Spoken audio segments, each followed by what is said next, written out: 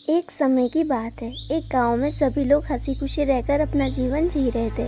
सभी लोग एक दूसरे से बड़ा प्रेम करते थे और गांव के लोग बहुत ज़्यादा दयालु थे। एक दिन कुछ ऐसा होता है, उनके खुशहाल जीवन में एक ब्रह्म राक्षस आ जाता है जो कि उनके गांव में आके रोज एक आदमी को मार के और अपने साथ ले जाता था।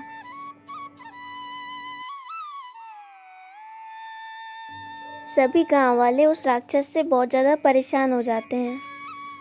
उसी गांव में एक ब्राह्मण परिवार भी रहता था। वह लड़का बहुत पूजा पाठ करता था। गांव में सभी लोगों को परेशान देखकर वो अपनी माँ से कहने लगता है, मैं उस ब्रह्म राक्षस का भोजन बनूंगा। लेकिन उसकी माँ उससे मना करती है, लेकिन फिर भी वह अपनी माँ से कहता है कि एक ना एक दिन मेरा भी नंबर आएगा, मुझे भी वो ब्रह्म राक्षस मार देगा, इसलिए मैं खुद ही उसके पास चला जाता हूँ। माँ, तुम मेरी चिंता मत करना, मैं जल्दी ही लौट कर आऊँगा, भगवान मेरी रक्षा ज़रूर करेंगे। वह लड़का राक्षस की गुफा में आ जाता है। राक्षस उसको देख के बोलने लगता है कि तुम मेरे पास कुछ ज़्यादा ही जल्दी आ गए।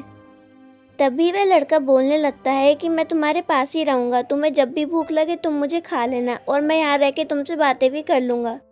इतना सुनकर वह राक्षस वहाँ से चला जाता है। जब थोड़ी देर बाद वह राक्षस लौट कर आता है, तब वह लड़का उससे पूछने लगता है कि राक्षस जी, आप रोज इस समय पर कहाँ जाते हैं। तभी वह राक्षस बोलने लगता है कि मैं ब्रह्मा जी के पास जाता हूँ। वह लड़का राक्षस से बोलने लगता है कि अगर आप इस बार ब्रह्मा जी के पास जाना तो उनसे मेरी आयु पूछ के आना और ये भी पूछना कि उसमें से एक तिल बढ़ सकती है या घट सकती है। वह राक्षस उस लड़के की बात को मान लेता है।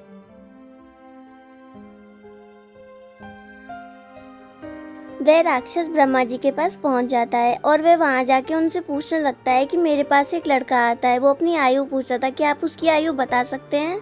तभी ब्रह्मा जी बोलने लगते हैं कि उस लड़के की आयु 80 वर्ष है। तब वह राक्षस फिर से ब्रह्मा जी से पूछने लगता है, क्या उस 80 वर्ष में से घटाया या बढ़ाया जा सकता है। तब ब्रह्मा जी बोलने लगते हैं कि ना ही घटाया जा सकता और ना ही बढ़ाया जा सकता। वह राक्षस लौटकर वापस आ जाता है और लड़के से कहने लगता है कि मैं ब्रह्मा जी से तुम्हारी आयु पूछ कर आया, उन्होंने तुम्हारी आयु 80 वर्ष बताई है और उन्होंने ये भी बोला कि इसमें से ना घट सकती ना बढ़ सकती है। तब वह लड़का राक्षस से बोलने लगता है कि जब ब्रह्मा जी मेरी आयु घटा बढ़ा नहीं सकते तो तू क्या मुझे मारेगा। वह लड़का जलती हुई आग में से लकड़ी निकाल के राक्षस के पीछे भागने लगता है और इसी तरह वह लड़का उस गाँव से राक्षस को भगा देता है।